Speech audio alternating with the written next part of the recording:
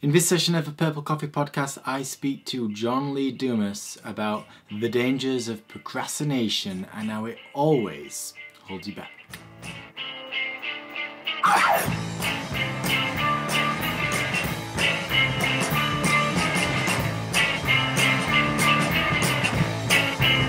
Hello and welcome to session 42 of the Purple Coffee Podcast, inspiring entrepreneurial stories from some of the world's finest. I am your host, Turndog, and on this occasion I speak to John Lee Dumas of Entrepreneur on Fire. And boy oh boy, is he not only one of the top kingpins of podcasting, but he's someone with a grand story to share with you all. And it's all about how he started, or should I say how he nearly didn't start at all. Procrastination. Oof, is it a dreaded word for people like me and you? Oh yes, John had an idea, he had everything set up, he was ready to launch, he had a great mentor in Jamie Tardy, and he just kept on putting it off. Why? Because there's always an excuse to put things off.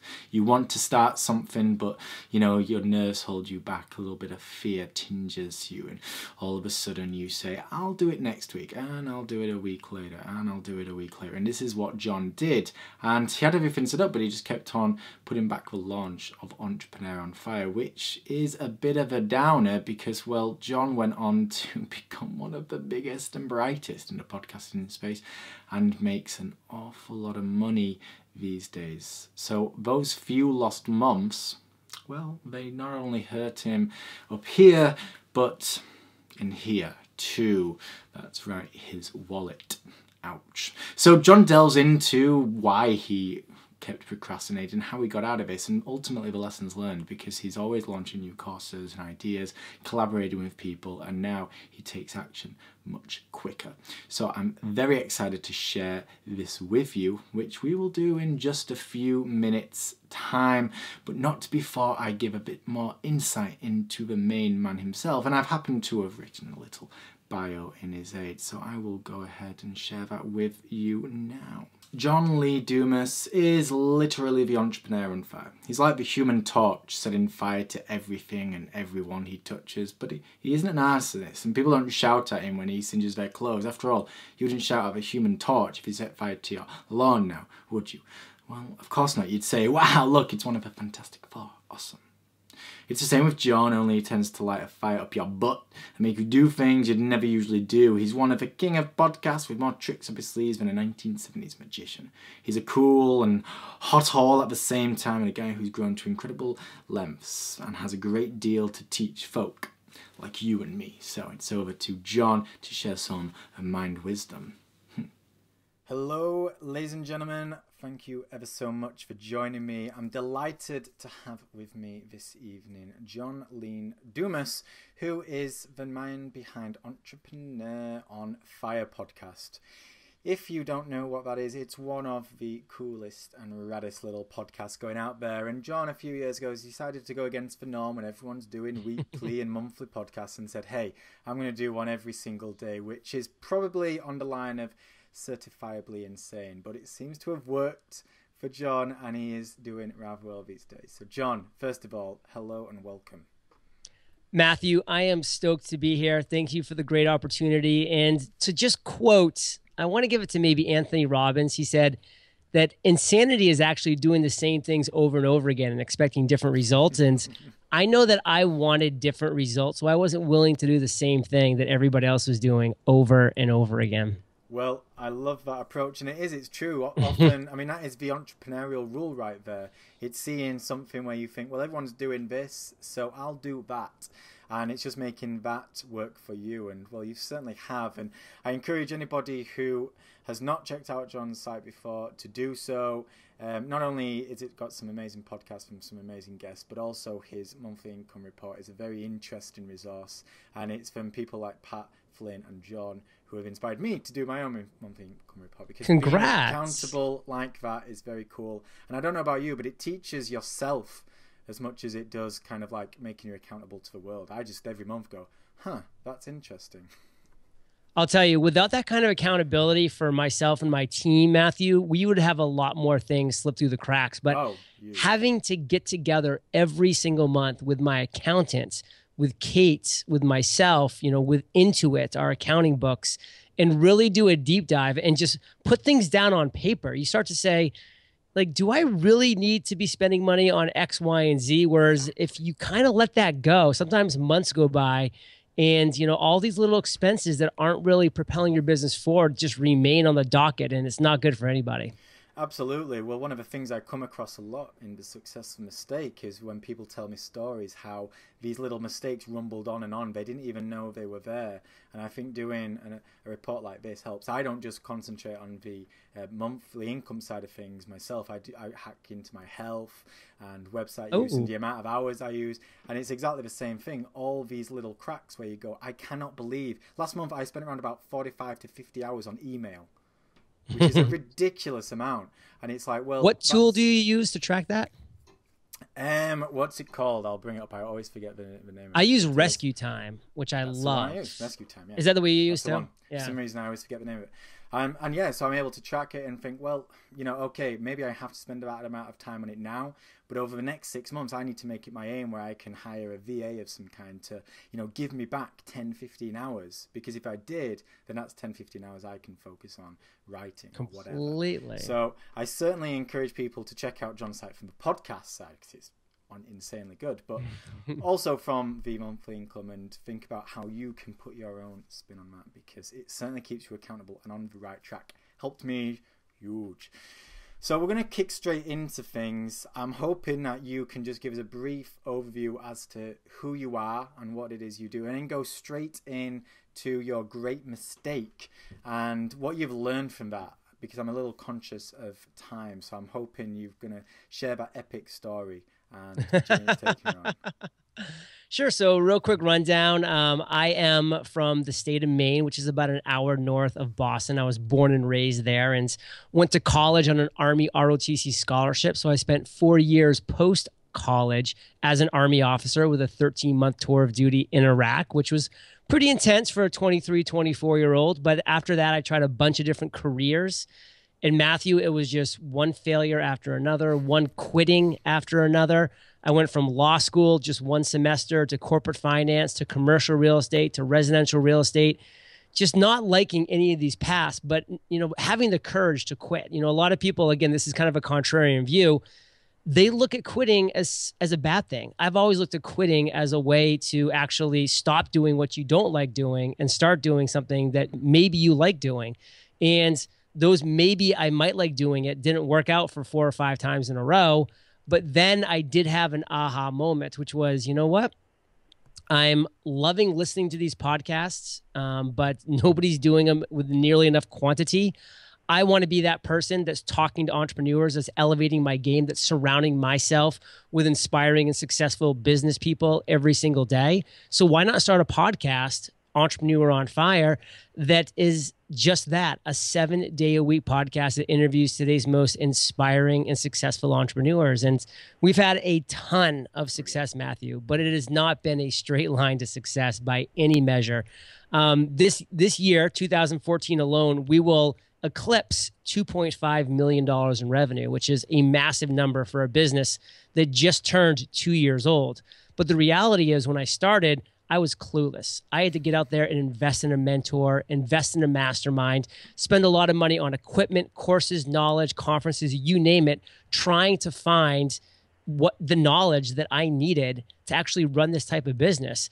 And that put me, really behind the 8 ball as far as generating revenue. I did not generate any revenue for the first 9 months post idea, or the first 6 months post-launch. So there was definitely a significant amount of time before I started seeing dollars rolling in this way instead of just rolling out that way. So that was an investment I was willing to make in myself, but I just want to really just lay it on the line for people that, this isn't something that I just says, oh, I'm going to do a podcast. And then the next month I started writing an income report about how much money I was making. I was a year into my podcasting before I even was able to think about writing an income report, because there wasn't really any income to speak of before that point. So Yes, things can happen quickly, but quickly, is relative. For me, quickly was about a year. That was a lot of hard work in there, 6, 7 days a week, 10, 12 hours a day, just with that focus. And there's a lot of major, major mistakes and major failures, Matthew. And you asked for one specifically. Oh yeah. I'll give you my first major mistake, failure, setback, falling flat on my face. Going back to August 15th, 2012, it was 2 months after I had the idea for Entrepreneur on Fire. I had busted my butt for those 2 months, worked with my mentor, interviewed over 40 entrepreneurs, getting ready for my launch, which was taking place on August 15th. And I woke up that morning paralyzed with fear, terrified that I was going to launch and it was going to flop. And all this hard work, all of my dreams and aspirations were going to be crushed in just one day when I launched to just crickets, or to even worse, a bunch of people just saying, wow, this is horrible. And these were all the thoughts that were going inside my head. So I delayed. I came up with BS excuses, which I convinced myself, my mentor, my mastermind members. I convinced them that I had legitimate excuses, but they were nothing but BS delaying excuses. And I pushed it back 2 weeks to September 1st. September 1st came, I did the exact same thing. I pushed it back to September 15th. September 15th came, I pushed it back to October 1st. Luckily, in that third delay, my mentor, Jamie Tardy, said, John, if you don't launch your podcast today, I will fire you. I see that you're coming up with these BS excuses left and right. And so the only thing, Matt, that scared me more than launching my podcast was losing my mentor. So I launched the podcast on September 22nd. All of my fears proved unfounded. I immediately got a lot of downloads in the ensuing months. I was asked to speak at a major conference just 2.5 months later on podcasting, which never would have happened if I had delayed even a little while longer on my launch. So that fear that just paralyzed me did nothing but hold back the success that I eventually had. And if it wasn't for me having early on surrounded myself with the right mentor, with the right mastermind, with the right mindsets, I may never have launched. And so that was a huge mistake. It's cost me hundreds of thousands of dollars of unrealized revenue because of that 5-week delay that I took that just pushed everything back that I could have been doing during that time by that 5-week period. So massive mistake, Matthew. That's why when I mentor people now about podcasting and that launch day comes and they wake up paralyzed with fear, which is what's going to happen, that's reality. I know what they're going through and I don't let them get away with it. Like my mentor let me get away with it for too long. My mastermind members let me get away with it for too long. I let myself get away with it for too long. And it's the worst thing that you can do. Just get it out there, launch, have a little shred of confidence. And you know what? If you get negative feedback, use that, adjust, pivot, improve, but you can never do anything until you push that launch button. Absolutely. Well, first of all, thank goodness for Jamie and her cracking the whip ways. Very good indeed. And it is because, I automatically, as soon as you were telling that story, I thought about, the first time it came to publishing my, my first novel. And I'm sure every writer and artist and creative person out there knows that feeling. You've worked so hard on, this story, this painting, whatever it may be. And then the time comes to, actually set a date and to actually allow it to fly out of the nest. And like you say, there's always going to be a legitimate excuse in your mind. It's, it needs another round of editing. It needs, beta testing one more time. I need to do one more read through to make sure there's no spelling mistakes. But it's all just a figment excuse in your crazy imagination. And I got to have my social media platform set up perfectly before I hit the launch. I mean, you can come up with 1 million of them. And the reality is none of them are legitimate. Absolutely. And they just remain legitimate in your own mind. And now, moving things to an entrepreneurial point of view, no matter what kind of business you set up, and I don't care how experienced you are, you could be on your first business or your 100th business. The day comes when you have to open your doors, be it an online world or an offline one, you are going to be nervous. You've worked hard. You know that it makes sense in your mind. You've worked hard. You've thought about every conceivable failure and how to right that wrong.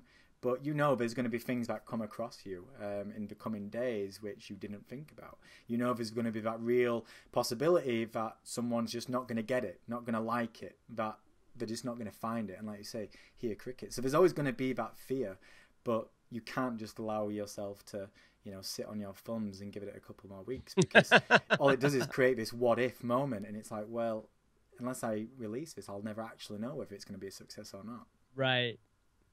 So you've gone down a rather intense journey soon. And, you know, you were mentioning earlier about it being quite a quick success. And I always find it interesting, you know, when people talk about overnight successes. In your stance, it was a rather quick turnaround, 6 months to a year. A lot of the time it's 5, 6, 8 years. I remember FreshBooks. You know, people talk about FreshBooks being an overnight success story, but it was like 8 years of grinding through, nothingness until they got to that level. It was an 8-year overnight success. In your case, it was around about a year, which isn't that long, but at the same time, that's 6 months, that's 9 months of not making money, of not kind of reaching those targets. And again, that just, I suppose, grows the fear. So how did you get through those first 6, 7 months where you weren't necessarily making the kind of money you wanted? I'm sure there was lots of things going wrong. You started off with this huge fear, but then it probably dwindled and grew over the next 9 months before things started to piece together. No, it's a great question. And, even looking at my journey and saying that I did get to that revenue generation period pretty quickly, like in that year kind of time frame. It was actually 6 months I started making some money, and it was like the year point where I started making like real like game changer money. But I even like to tack on 6 years to that, Matthew, because like it was from the ages of 26 to 32, like that 6-year span of me trying different careers, law, corporate finance, commercial real estate, and failing, but learning valuable things in every one of those niches, how to sell, how to get on a phone, how to talk to people, how to take rejection, all these things. All of those things during those 6 years are really part of the journey, because they're the reason that allowed me to succeed with Entrepreneur on Fire. So even though like my Entrepreneur on Fire kind of just portion of it seems to have come to fruition pretty quick, if I didn't have the 6 years prior to that of all that failure and just heartache and disasters, then I never would have been able to successfully run Entrepreneur on Fire, because it was a difficult start. I had a couple things going for me. Number one, I was 32 years old. I had, I was not a father, which I still am not. But, I didn't have a family that was counting on every single paycheck that I was bringing in. I didn't have a mortgage on a house. It was just me living below my means, having gone to college on an Army ROTC scholarship, so with no college debt, which is for people that are in the United States right now, that college debt is a crusher. I'm not sure how bad it is in England, Matthew, but I'm sure it exists as well. And not nearly as bad. Not nearly as bad though. No. It's horrendous here. Oh yeah. And so I had no college debt personally, and I had a decent savings from having worked hard over the first, the last 10 years post college graduation or university graduation. I had worked hard during those 10 years, made money and saved it. So I had some kind of buffer, not this endless runway, but I did have a runway. And so when I launched Entrepreneur on Fire, I knew I had this runway. I knew I had I knew I had no debts, but I still knew that at some point I had to generate revenue. And I launched with this one mantra, with a quote from Albert Einstein, which is, try not to become a man of success, but rather become a man of value. And Matthew, for my whole life, I have been trying to become a man of success. I went to law school to become a lawyer because that's successful. I went to corporate finance to make a lot of money because that's successful. I went to commercial real estate so I could wear a suit every day and be looked at as successful. And like none of those things worked for me. When I stopped chasing success though, and started just focusing on providing value with Entrepreneur on Fire, with not worrying about monetizing for the first 6 months. And in fact, that was my goal, Matt. I was like, I'm not looking or trying to monetize for the first 6 months because I just want to build an audience. That was an attitude I was able to have because of the situation that I put myself in for the first 32 years of my life. So that's not for everybody. Not everybody can do that and just say, you know what, for 6 months, I'm just going to crank away, invest in myself, and not even look to make $1 back. But that was my attitude for the first 6 months. And that was the reality. But I did get to that tipping point. I did get to that audience growth point where I was able to start generating revenue. And that was not just turning on the faucet of monetization. It was more like a waterfall at that point because of that pent up audience that I had built. So it was an interesting journey. And again, it's not for everyone, but it definitely worked for me, focusing on providing value, free, consistent value. And that was Entrepreneur on Fire. And that's what got me to generating revenue. And that's interesting, because one of the things I've loved about this journey so far is the discovery that you have to define your own version of success, and putting value ahead of money usually always leads to better things. Money will come from value, but value doesn't always come from just focusing on money. Rarely does, in fact. And I suppose for you to beat that fear, especially through them first 6 months, it was to just have this vision, this thing. It's like, I want to be a valuable resource. I'm happy to give away things and not worry about the money side of things for 6 months. So you gave fear a buffer. You allowed yourself to delay fear and say, well, don't worry, because for the first 6 months, if we don't make any money, if we don't get all the downloads that we want, it's fine, because we planned for that. You kind of gave fear a buffer to, just dwindle a little bit. Like you say, you can't always give, some people can afford to give fear a buffer for maybe a day or a week or a month. Some people it might be years.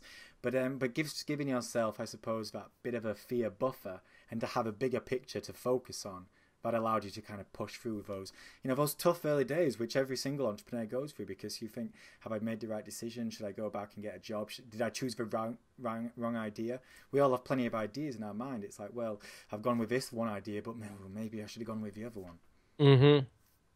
So you must be in a much better position these days, because like I said earlier, I don't care whether it's your first company or your 100th. Whenever you start something new, that fear's always gonna be there. And I know that you're always launching, whether it's webinars. I know you're doing like a creative live thing in the next couple of weeks, and 2 days. There you go. And I believe it's your first one. Mm-hmm. So you've still got plenty of new things coming into your world. You're always starting new projects. I'm sure you've got other ideas for other businesses further down the line. How do you plan, or how do you feel you're going to tackle that fear and make sure that you follow through? Is it just a case of surrounding yourself with good people, or are there other tricks to the story? So it really does come down to the team that you're creating. And there's two different types of teams. There's one, your internal team. And for me, that's the Entrepreneur on Fire team. That's myself, my girlfriend, Kate, who lives and works here with me right in San Diego. And then we have 3 virtual assistants, 2 in the Philippines, 1 in Dubai. And, my team as virtual assistants, like, we keep each other accountable. Like, we have monthly phone calls. And actually with one of them, I have phone calls every single week.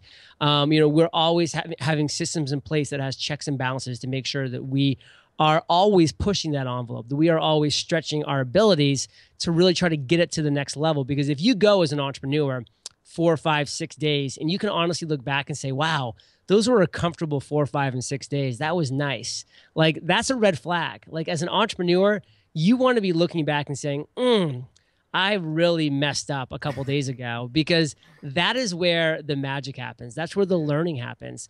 I can look back and remember when we knew for Podcasters Paradise that we had to start doing live webinars. But live webinars are scary. You don't know if anybody's going to show up. You got to create all this content to give away. You got to have all these systems in place with payment buttons and all of this jazz. And we were scared, but we pushed each other to do it. The first one was not great. The second one was not great. The 22nd one was really good. And we just did our 50th webinar of 2014 alone last week. And it was great, because now we have this incredible system in place that started from, a collaboration of our team together and really pushing the envelope and getting scared and messing up, but building off of that every single time, asking for feedback from our team, from the people that are attending XYZ. And that live webinar now alone, Matthew, has generated over $1.1 million in revenue since October of 2013. And that is what has built Podcasters Paradise now into a community of over 1,400 members. And what spurred off of that very uncomfortable metamorphosis into giving webinars every single week for free on podcasting was, now people were saying, well, John, how are you doing these webinars so well, where you're creating and presenting webinars that convert? And that light bulb went off. And so now we created Webinar on Fire, which is to do just that, where we teach people how to create and present webinars that actually convert. And we do this every other week now. So we're doing 4 webinars for Podcasters Paradise a month, 2 webinars for Webinar on Fire. I mean, my team is honed in on this now, but this is where you're going to say, well, are we getting a little too comfortable now? And the reality is we're going to look to continue to bring it to the next level. So that was team number 1. Team number 2 has to be an external team that holds you accountable. So I'm in a weekly mastermind with 2 other entrepreneurs who are just rocking and rolling in this space. Greg Hickman of Mobile Mixed and Rick Mulready of rickmulready.com. These 2 guys, Rick actually lives here in San Diego. Greg lives in Denver. So we meet on Skype once a week for an hour. And we just go through the hot seats. You know, we talk about our successes of the past week, our failures, and then one person gets put in the hot seat and we just grill that person for the rest of that hour, keeping them accountable, holding them responsible, giving them ideas, feedback, and support. And that's the external team that you also need prodding you along, because you want to be outside of the box as an entrepreneur at times. And if you're just working with that internal team, you're just inside the box. And that's not a good place to be all the time. It's good to be there sometimes, but you need to be outside of the box as well. So, you know, all the magic happens with the team, both the internal and external. It's important to have one of both. And I definitely recommend people to start to look for their accountability team. Oh, I think that's such a good message to send out. I think one of the ways to overcome and approach mistakes in a very apt manner is to just look at accountability in that sense. You know, if you keep yourself accountable, because like you say, you know there's going to be mistakes, you know things are going to go wrong. But if you're keeping your internal side of things accountable and external, you know that one, you're going to catch them quickly, like we talked about with the monthly income report. They don't just stay hidden for a while. And 2, you're not allowed to procrastinate. And given, you know, a choice, the human mind is always going to procrastinate for an extra 5 minutes, an extra hour, an extra month. It's just what we do. But once you become accountable, both internal and external, it just forces you to actually act. And when you're acting and making a difference, fear is going to be pushed to one side because you don't have a choice. And mistakes are going to be overcome because you know what they actually are. So I think accountability is such a key message. We all know about it, but my gosh, and I know, but I'm still bad in this side of things at times. You know, you just need to make sure that you're actually being accountable, because you know you should be, but it's easier to push it to one side. So just before we come to an end, if you can just offer one piece of practical advice, a little short and sweet message to that entrepreneur out there who is riddled by fear. They're about to start their first product. They're about to start their 100th.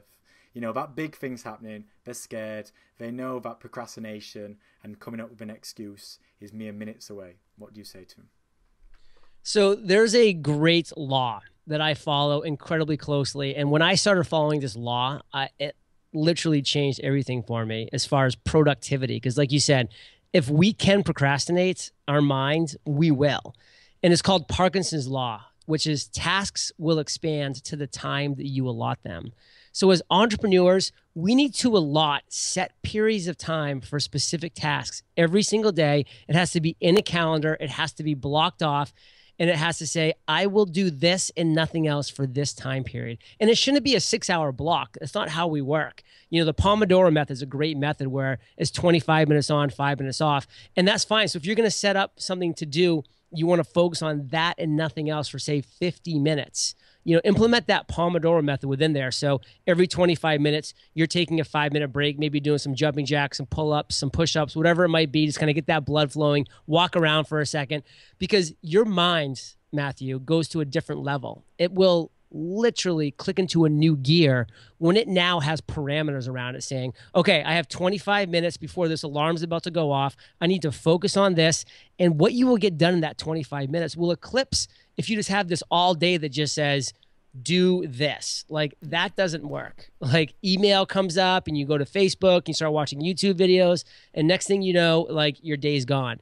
So set parameters, schedule everything, use the Pomodoro method, really try it. Actually, even just Google Pomodoro tomato timer, I think will get you to this like really cool online Pomodoro timer that will keep you accountable. And just try it for a couple of days and you'll be shocked at how much you get accomplished. Very cool. And I suppose when you approach it in that sense, you're not giving fear a chance to kind of eat its way in there and make you procrastinate. Right. Because everything's in these small chunks rather than you're looking at, this big picture in one go. It's like, well, I just need to do this half an hour. I mean, I just have to do this half an hour. And before you know, it's time for bed again and it's reboot. So excellent. Well, John, I'm so happy to hear your story. I think it's great because people, they love the success story to see how it's come, but it's good to know that it did take like 6 years of trying lots of other things, that it didn't just happen overnight, and that come launch day, and even to an extent now, fear still plays a role, but you're able to fight through it by overcoming it. So thank you ever so much, and indeed, viewer, listener, for joining us. For me and John, cheers. There you have it, ladies and gents. Thank you so much for joining me on today's session of the Purple Coffee Podcast. And a big, big thank you to John Lee Dumas, who literally set my entrepreneur on fire, me being the entrepreneur and such. Anyway, John had some fantastic lessons to show. And I don't know about you, but procrastination is something I continue to struggle with, not just in the sort of business world and writing world, but in my personal world too. It's always hard, whether it's fear or, boredom or tedium, or you're just having a bit of an off day. It's always easy to procrastinate. And I feel like procrastination leads to bad decisions elsewhere. You eat more and you end up getting lazy. You watch a film where in actual fact you should be working. It's a tricky one to master, and I don't think there's necessarily a big answer that's going to solve it all for us. But as John shows, you're not really holding back for a good reason. You're just delaying for the sake of delaying. And sometimes it needs someone, in John's case Jamie, to just say, stop it, get your ass in gear and make this happen. I mean, what is the worst that's going to happen? I mean, the thing is, John ended up being okay. He's gone on to massive levels. He's one of the big boys in podcasting, and he earns a great deal each and every month. But he would have been a couple of months ahead of the curve had he started when he initially did. And I think it's taught him a lot about how to launch courses and everything else that he does. He's a man with many, many tricks up his sleeves, I've already said. So be sure to check out his world. And if you want to learn more about him and Entrepreneur on Fire, then please check out tdog.co Purple Coffee 42.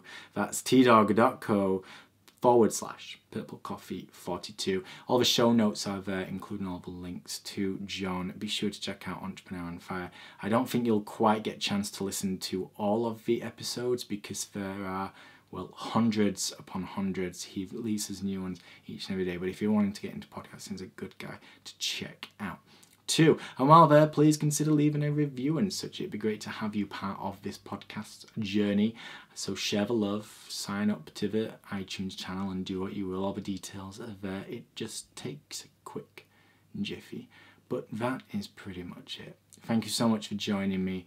I'm absolutely stoked to have you here, and I can't wait to share the next edition of the Purple Coffee Podcast. So from me, have a great one. I will see you soon.